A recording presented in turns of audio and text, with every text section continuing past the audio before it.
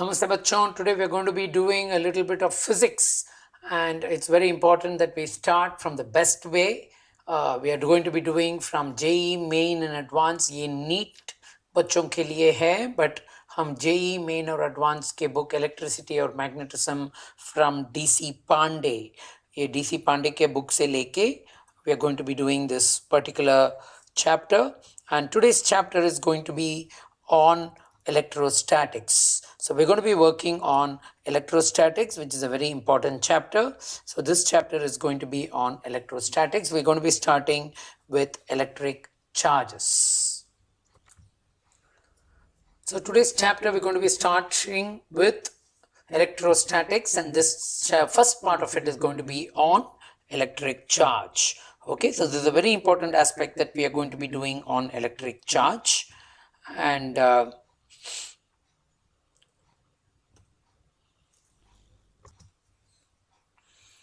you all know that, when you comb your hair on a dry day, so that's when you actually get tiny pieces of paper which are actually attracted to the comb.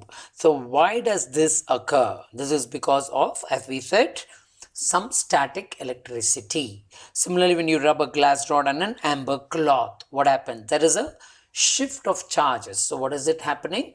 What is really happening? It's a shift of charge.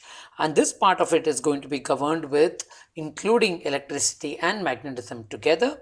And all this is basically due to electrostatic interactions. And we want to know this important relation of Coulomb's law, right? So one of the most important thing which we wanted to do, see part of it, is this Coulomb's law, right? Well, let's start reading about electric charge. Now, we all know that the atom as such is a very small particle, and it consists of a nucleus with basically the electrons which are moving in orbits around the central nucleus. And this nucleus, we know, consists of neutrons and protons, isn't it? Now, well, we know that the proton has a mass, okay? The mass of a proton, okay, is 1.673 into 10 to the power minus 27. This is a very important thing. We need to know these two masses. That is the mass of a proton, which is 1.673 into 10 to the power minus 27 kg. While that of a neutron is slightly greater. The greater mass, the mass of a neutron is slightly greater, okay, and that is about how much? 1.67 into 10 to the power minus 27 kgs. Okay, so you see that it is basically both are in 10 to the power minus 27. The mass of a neutron is slightly greater, that is 1.675 into 10 to the power minus 27, whereas that of a proton is 1.673 into 10 to the power minus 27.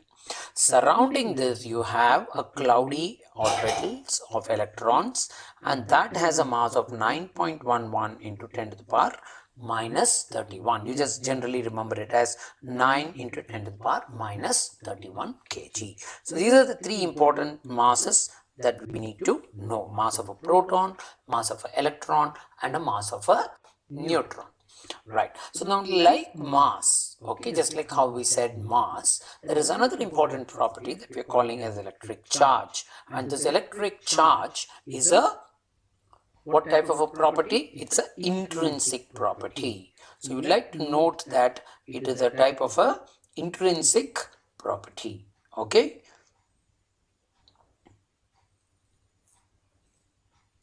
So what kind of a property? It's an intrinsic property. Let me erase that.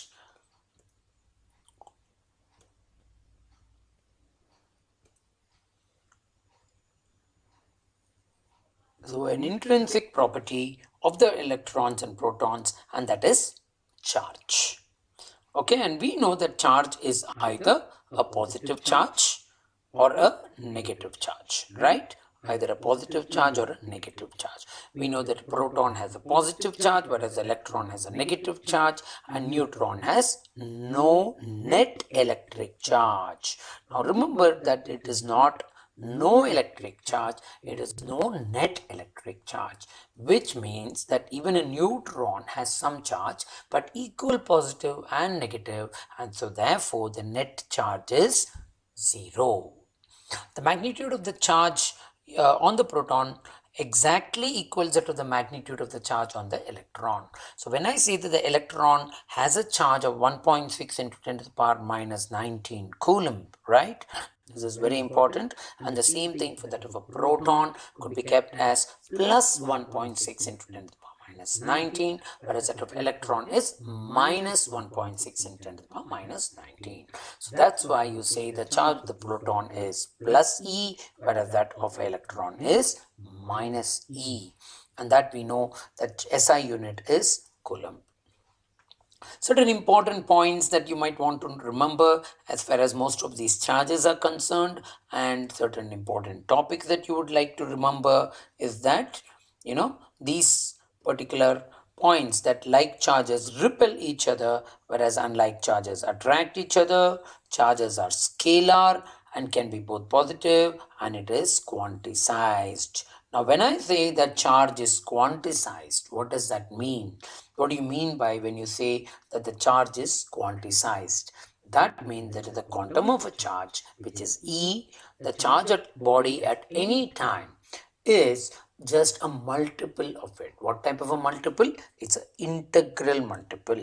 When you mean integral multiple, what does it say? It means it is like I can multiply. Okay, so if I'm giving you x components, that means on the particular material, if I'm giving you x amount, then if I'm giving you one mango, then can you buy 1.5 mango? ಎಲ್ಲಾದರೂ ಅಂಗಡಿಗೆ ಹೋಗ್ಬಿಟ್ಟು ನನಗೆ 1.5 mango ಬೇಕು ಅಂದರೆ ಕೊಡ್ತಾರಾ? ಇಲ್ಲ. ನನಗೆ 1 mango ತಗೋಬಹುದು, ಅಥವಾ ನಾನು 2 ಮ್ಯಾಂಗೋ ತಗೋಬಹುದು, ಅಥವಾ 3 ಮ್ಯಾಂಗೋ ತಗೋಬಹುದು. 1.5 ಮ್ಯಾಂಗೋ ತಗೊಳಕ್ಕಾಗತ್ತಾ ಎಲ್ಲಾದರೂ ಅಂಗಡಿಗೆ ಹೋಗ್ಬಿಟ್ಟು? You get it? सो कहीं पे भी हमें दुकान में जाके 1.5 मैंगोज नहीं खरीद सकते हैं, सिर्फ 1 मैंगो खरीद सकते हैं, 2 मैंगो खरीद सकते हैं. सो वही उसको इंटीग्रल मल्टीपल बोलते हैं. So you do not get a charge which is 1/3 or 1/5, right? What is it that you get 1/3 or 1/5? What are they called? They're called as quarts. What are they called as? Quarts. Okay. So if there is a charge which is 1/3 or 2/3 that of an electron, then they are called as what?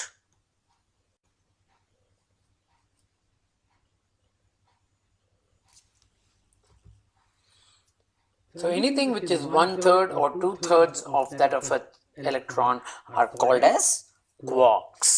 What are they called as? Quarks.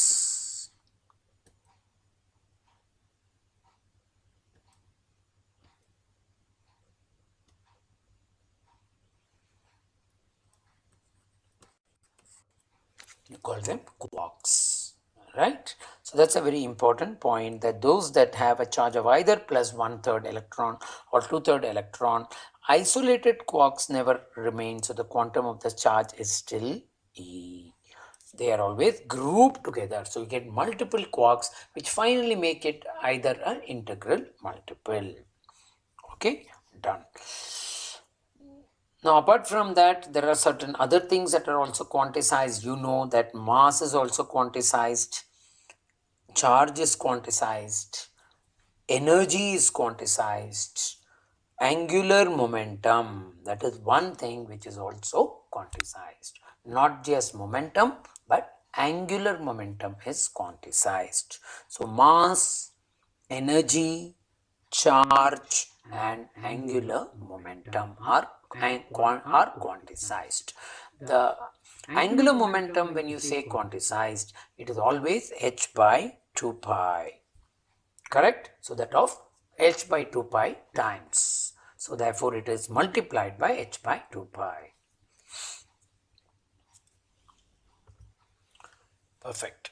So apart from that, an important point that you know to note is, apart from quantization of charge, okay, the net charge of an isolated system, if I take a separate system and say that consists of some amount of a charge, okay, now then and now I'm not connecting it to any other system where the charge can probably go off or charge can be transferred. So we have a isolated system. But if there is, say, supposing redistribution of charge within that, say assume some charge comes to the center, some charge move to the periphery, even in all those cases at any process, the net charge in the system is conserved. So which means if I can probably have a body, okay, so if I have a body which has a charge, say for example of 5 coulombs, okay, so if I have a body which is actually having, say, 5 coulombs. Now this 5 coulombs could be such that there are some plus charges and there are some minus charges. So the net charge of it is plus 5 coulomb. Which means even if there is an isolated system and there is a redistribution of this charge, the net charge on it will always remain be plus 5 coulombs. So that is what is conservation of charge.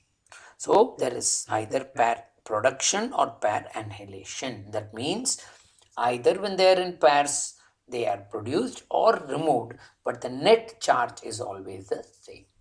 A charge particle, now very important point, another point you should note this. These are very lovely important points and words that you would want to remember. A charged particle at rest produces an electric field. So if there is a charged particle, okay, it has a plus Q charge, and if it is at rest, then surrounding that there will be an electric field, right? A field will be there surrounding the charged particle. Now if the same charged particle is if the same plus Q charged particle is in motion but non-accelerated, unaccelerated motion, okay, it is not accelerated, so that means acceleration is constant, okay, or uniform motion, then in that case what happens, it will produce an electrical field, okay, and a magnetic field also around it. It will produce both electrical field and magnetic field, okay, and these two fields generally we know tend to be at perpendicular to each other. But what is it that does not do? Does not radiate energy. There is no radiation of energy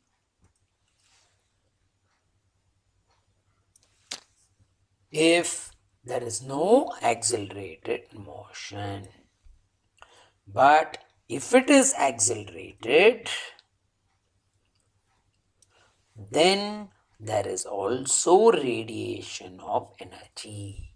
So there is a electric field, a magnetic field, but it also radiates energy. How does that come? In the form of electromagnetic waves. Very nice point, very, very important point that you want to remember.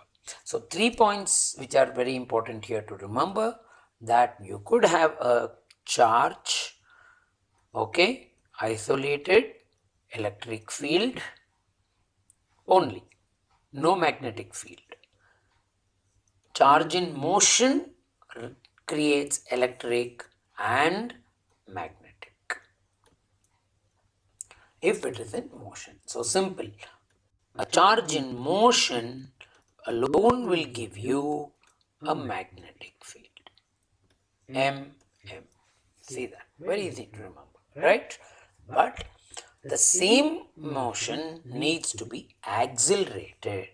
Only if the motion is accelerated will it give you a radiation of that energy, and then it will lead to electromagnetic waves. So this comes only in an accelerated motion. Right. So good point. I'm sure all of you have understood and we have noted these very, very important points, simple points, but these things are beautifully put up in this book, which is very important for us to remember. Right.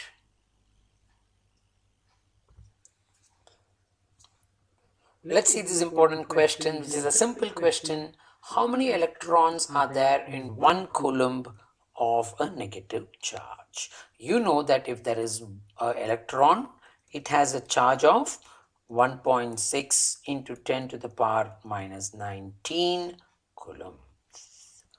Correct? So you know that charge at any time is equal to NE. Correct? You want to know amount of electrons that are there in 1 coulomb.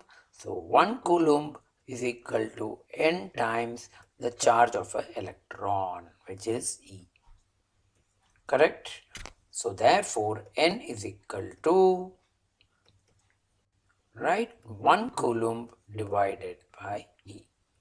Q by E or 1 coulomb by E. So remember that is always 6.25 into 10 to the power 18. So how many electrons will make 1 coulomb?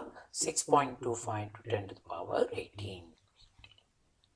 So you don't have to remember, once you remember this, you don't have to remember and do this calculations every time. So if they ask you for 5 coulomb, all you have to do is 5 into 6.25 into 10 to the power 18. Right? So that is how you calculate for any number of coulombs how much amount of electrons will be involved. We'll see these important points that you want to remember about conductors and insulators. Simple, any substance is a conductor if it's able to allow the flow of electrons. So you call this basically based upon whether the electrons are able to freely move or not. If the electrons are able to freely move, then you call it a conductor. Okay.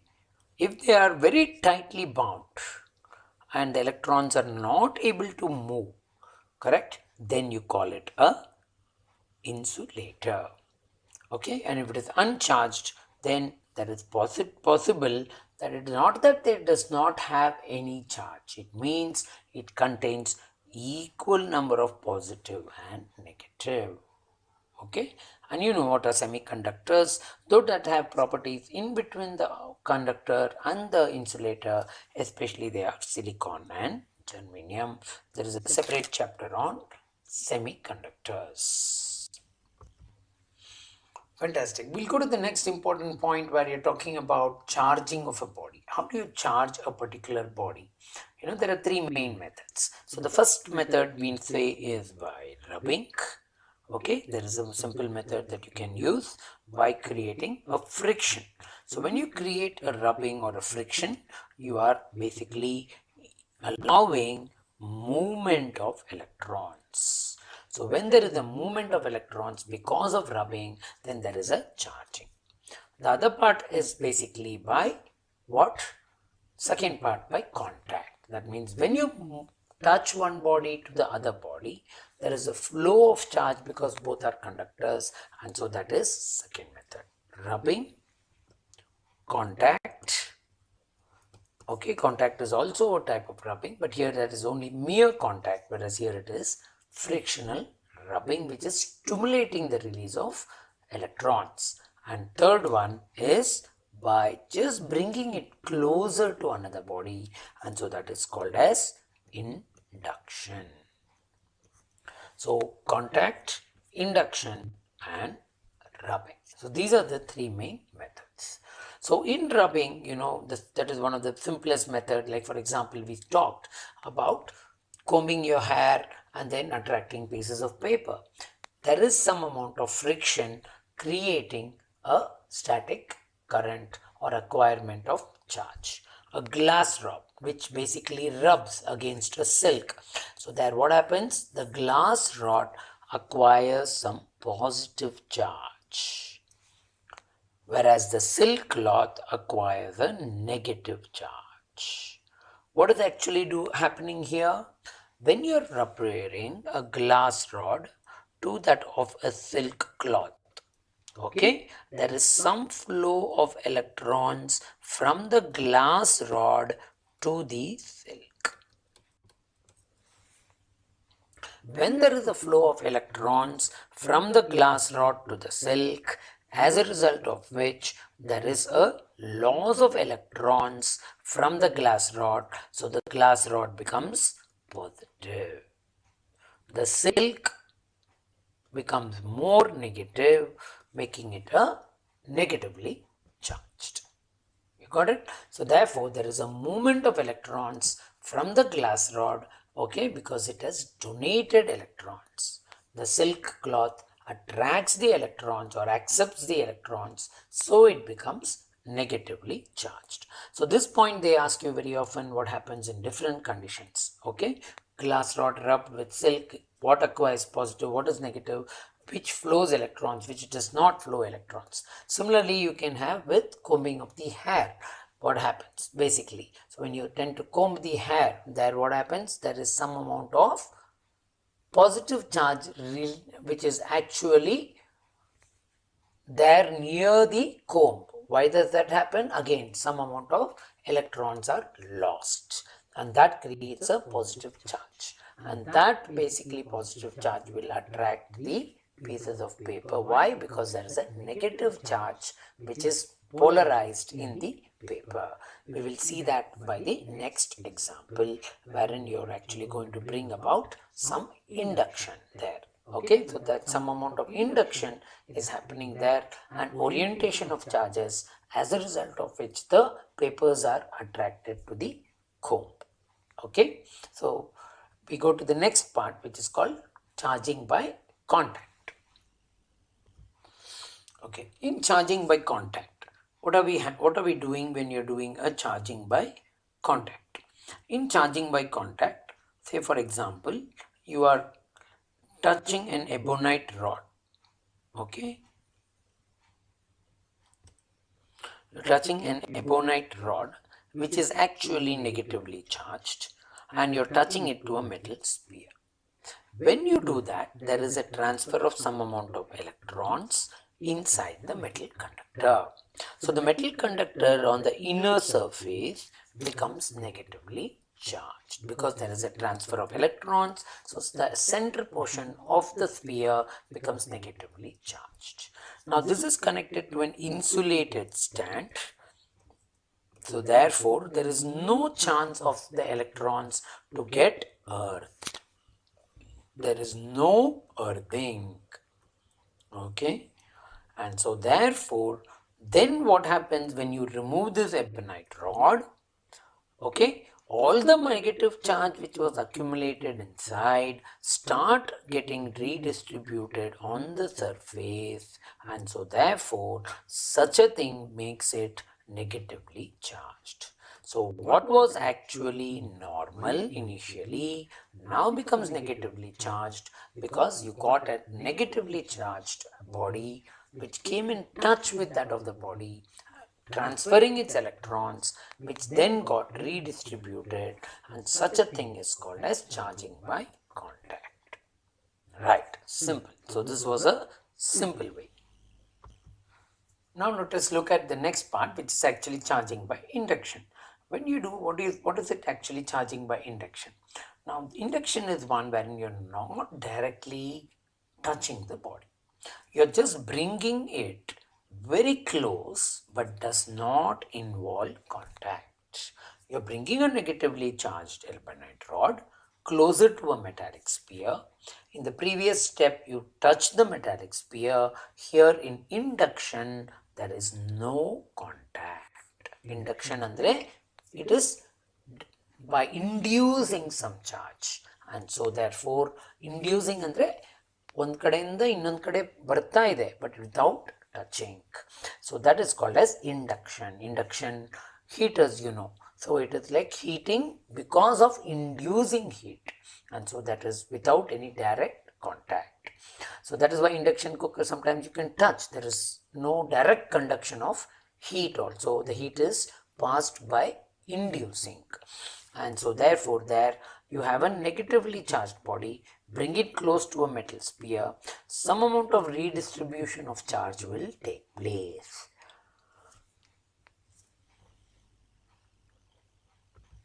So in this case what happens? You get some amount of plus charges which are distributed in one side और एक तरफ पे minus charges आ जाते हैं. Now what you do then, say supposing this can be on an insulated stand. Now if you remove this just like that, what will happen? The amount of positives and negatives will again balance. The body will become zero charge. So when you induce and say then you have not removed one type of charge, then what will happen?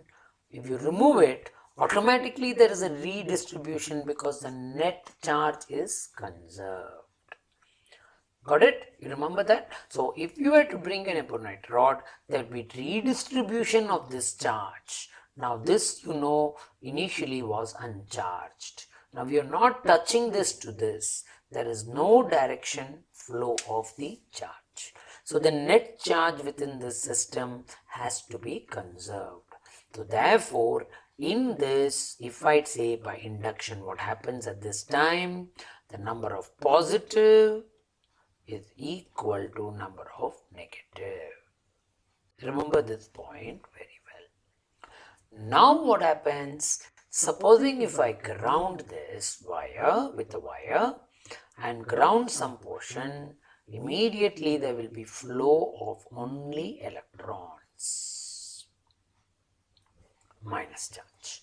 So the minus electrons flow down, leaving the body totally plus charged. So you're doing this, making the body which was totally initially neutral with equal positive and negative. Now we have moved all the negative to one side and then you connect it with earthing. Now all the negative charge comes out, the body becomes a positively charged. So when you remove it again, this body will have all the charges which is distributed on the surface remaining inside. So therefore the body becomes plus or positively charged. Okay, so remember it's always the electrons that flow out, leaving the body positively charged. Okay, or the body which gains electrons becomes negatively charged.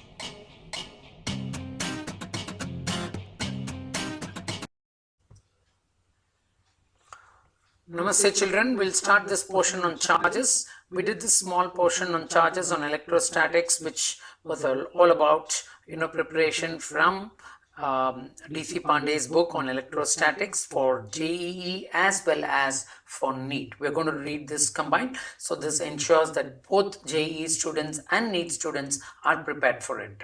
So let's look at this important question here on charges.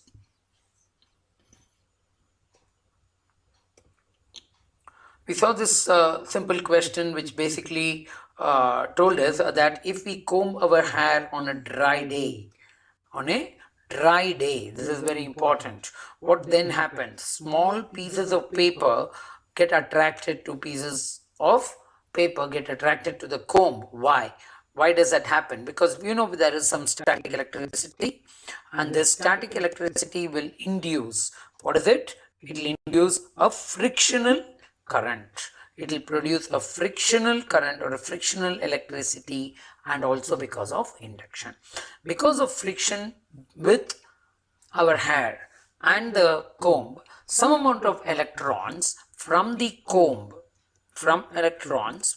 comb, okay, are released, as a result of which the comb now becomes positively charged. The comb is positively charged. Okay, when the comb is positively charged and say you put small pieces of paper, the next thing that happens is there is a little bit of induction that is happening.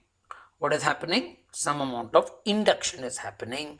So the pieces of paper which are closer to the comb, they become negatively charged. So what happens to them? They become negatively charged. Now, because of the negative charge in the comb and the positive charge of the comb and the negative charges in the paper, there is a mutual attraction. This mutual attraction causes the pieces of paper to rise up and get attracted to the comb. Okay, so this is why, because of induction, there is attraction. Because of frictional electricity, friction, there is a positive charge on the comb. So both these mechanisms are needed. So frictional electricity as well as induction. Both these are important for actually ensuring that there is an attraction. Does this attraction between the comb and pieces of paper last for a long time? Does the attraction remain like that? No. Why? Because you see here that this is a system which is getting charged because of induction.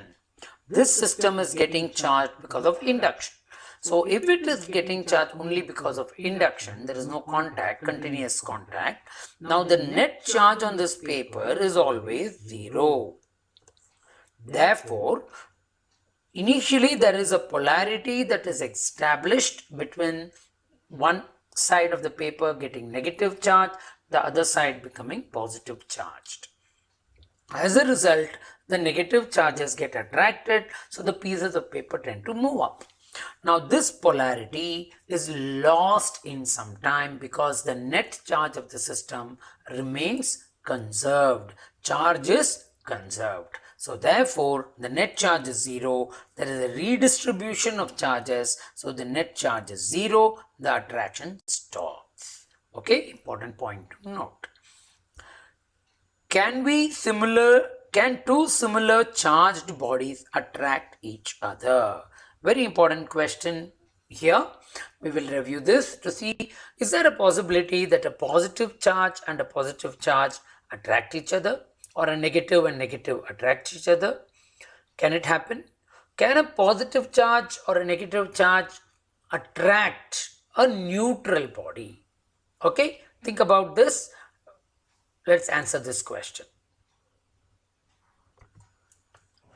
So let us ask this question, is there an attraction possible between two similar charged bodies? Yes, the answer is yes, it can attract. What is the mechanism for two similar charged bodies to attract each other? Now assume that basically you have two charges, both positive. Okay.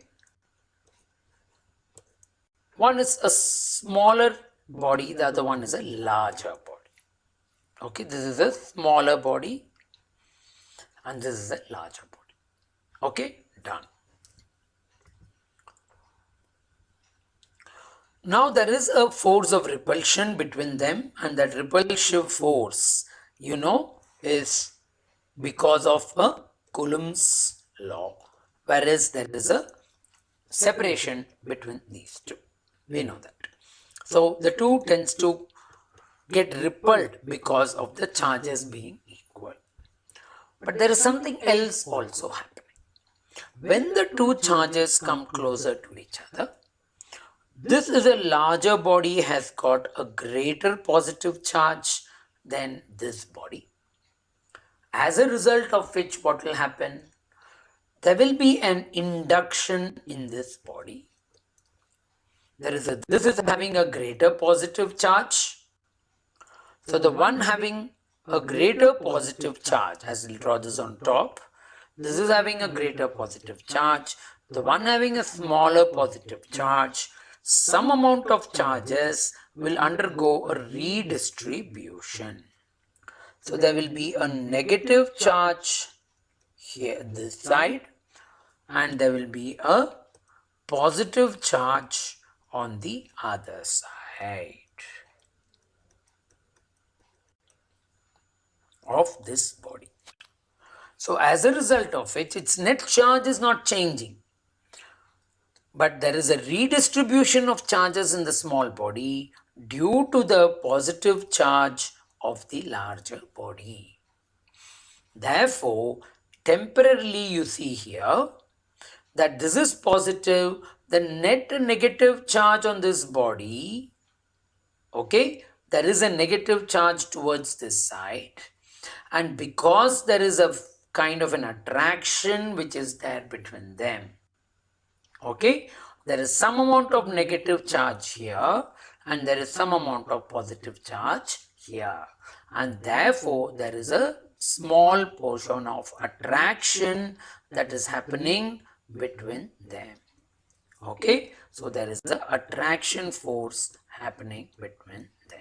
So therefore it is possible for two similarly charged bodies to attract each other, okay, because the force of attraction between Q1 and the induced charge exceeds the force of repulsion.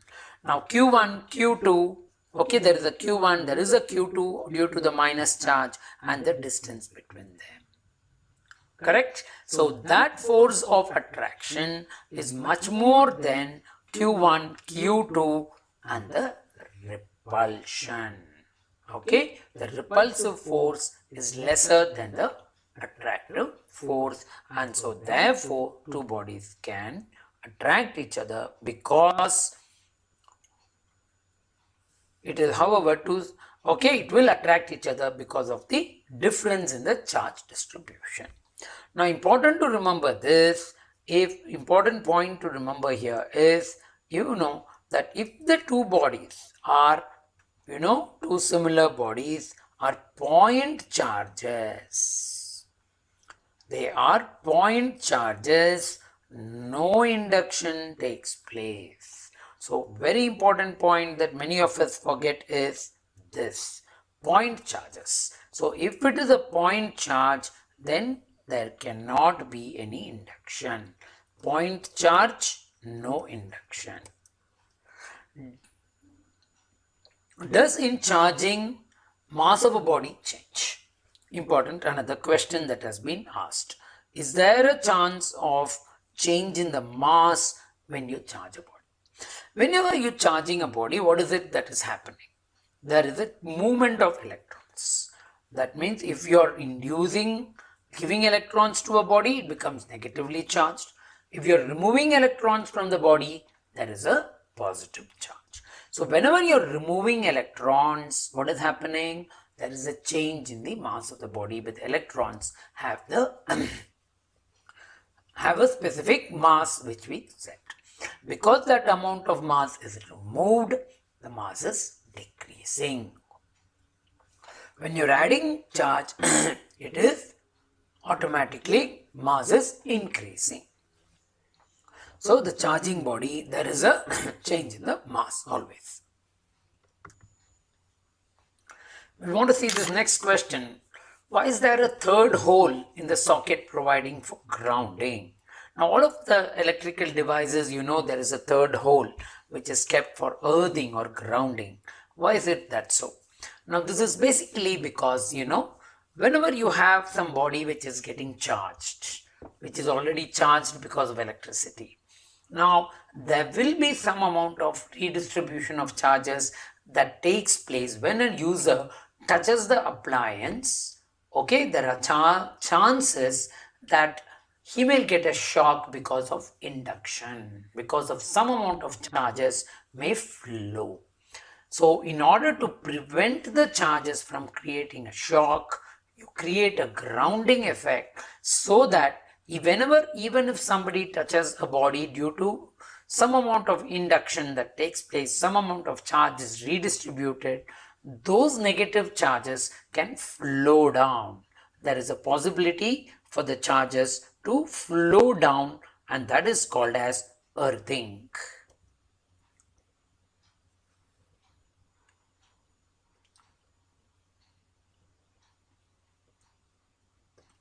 Right? So that is called as earthing. So if there is a device, so wire is connected to it, so through the third hole, that is basically your earthing hole, there is a wire, and when you touch it, it is basically getting earthed. So you see this symbol which is basically telling it is going down to the earth. So this basically prevents you from getting a shock and makes it safe. Some important points that you want to note therefore, is attraction a true test of electrification? Now you know that yes, there is a possibility that when you have two similar charge also attraction can take place. Now see this important point. Supposing there is a charge, okay, plus Q on one side. Assuming that there is another body which is neutral. What does neutral mean? It means that it consists of some positive charges and negative charge, except that the sum of positive plus negative charge is 0. Right? The sum of positive and negative is 0.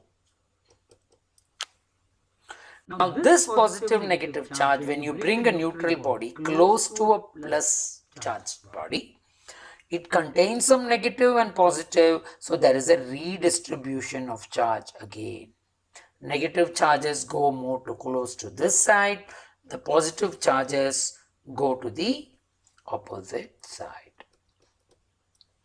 Now this neutral body has more negative this side, and that will tend to create a force of attraction with that of a positive charge. So you see here that even a neutral body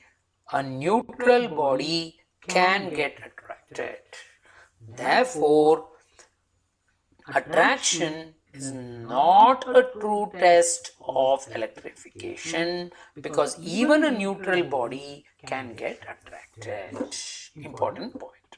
So therefore, can you say is repulsion a true test of electrification? Yes, because a neutral body, when you draw close to a positive charge, will only get attracted. If a neutral body is brought close to a negative charge, again there is a redistribution of charge, it can only get attracted, it cannot repel. It can only repel if both of them are charged, and they need to be charged equally.